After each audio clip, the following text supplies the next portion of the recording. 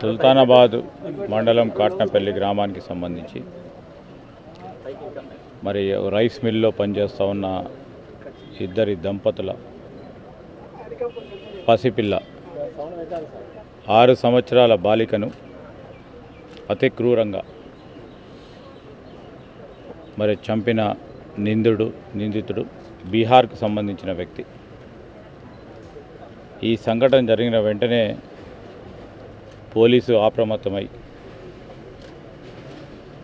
ఎప్పుడైతే బాలిక అదృశ్యమైందని వారి దృష్టికి వచ్చిందో పోలీస్ యంత్రాంగం అంతా కూడా నిమిషాల్లో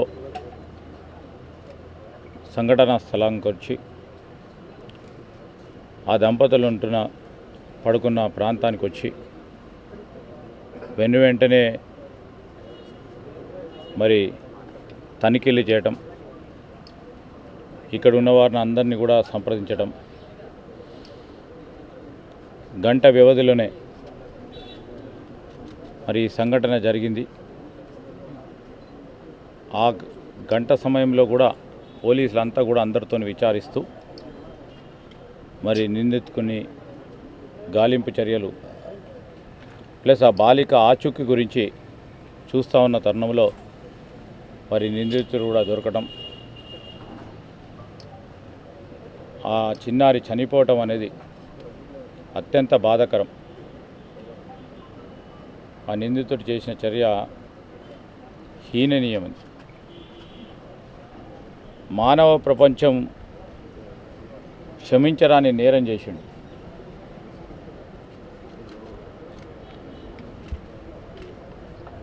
పూర్తి స్థాయి సంఘటన వివరాలు తెలుసుకోవడానికి నేను, మా సహచార మంత్రివర్గ సోదరిమణి సీతక్క గారు,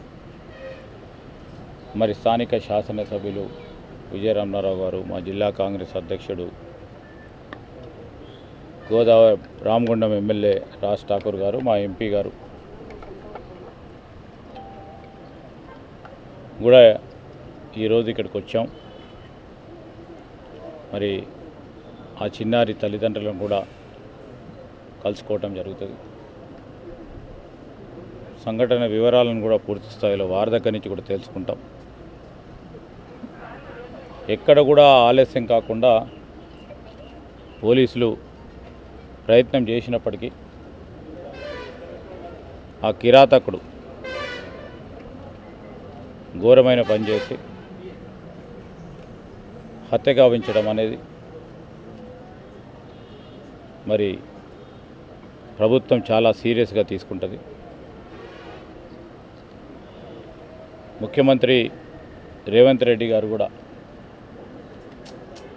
వెంటనే దీనిపైన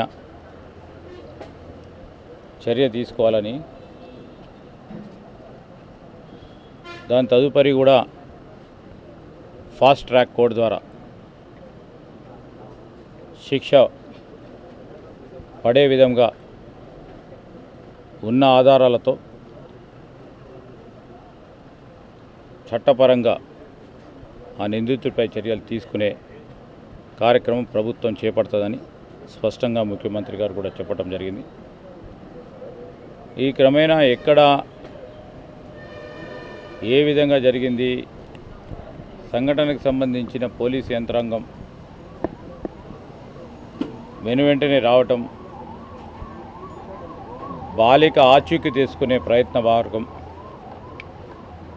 తెలుసుకునే ప్రయత్నంలోనే మరి సంఘటన విషయానికి వస్తే ఆ నిందితుడు అప్పటికే ఆ బాలికని హత్య చేయడం, ఒక గంట వ్యవధిలోనే అన్నీ జరిగిపోవడం మేము ప్రభుత్వం చాలా సీరియస్ తీసుకుంటుంది.